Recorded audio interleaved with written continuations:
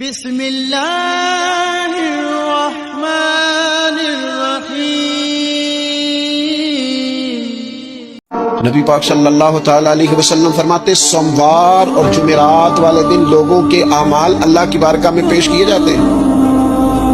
دو مسلمانوں کے دو بھائیوں کے اعمال رب کی بارگاہ میں پیش کیے جاتے ہیں۔ اعمال ہیں، نیک اعمال ہے، نیکی ہے، نماز ہے، روزہ ہے، حج ہے، زکوٰۃ ہے، صدقات ہے۔ وہ نیک اعمال اللہ کی بارگاہ میں جمعرات اور پیر کو پیش کیے جاتے ہیں۔ رب کریم فرماتے ٹھہر جو ذرا ان کے اعمال کو روک دو۔ یا اللہ کیوں؟ فرمائے اس لیے کہ ان کے آپس میں نا دلوں میں نفرت ہے، گھٹن ہے، عداوت ہے۔ ان کو ذرا مہلت دو، یہ پہلے صلح کر لیں، پھر ان کے اعمال بھی قبول کر لیں۔ عداوتیں پالی ہوئی ہیں، اپنے دلوں کے اندر گھٹن پیدا کی ہوئی، اختلاف کہاں نہیں ہوتا، لیکن نفرتیں پیدا کر لینا۔ کیا جرم کیا بھائی نے؟ کون سا کفر کر بیٹھے ہیں رشتہ دار؟ کون سی ایسی بات نکل گئی ہے جو زندگی کے ناطے توڑ کے بیٹھتے ہیں ہم؟ رب کہتا ہے نہیں قبول ہو گیا ابھی اس کے اعمال، روک دو جب تک یہ آپس میں صلح نہ کر لیں۔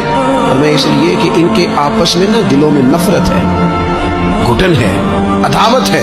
ان کو ذرا مہلت دو، یہ پہلے صلح کر لیں، پھر ان کے اعمال بھی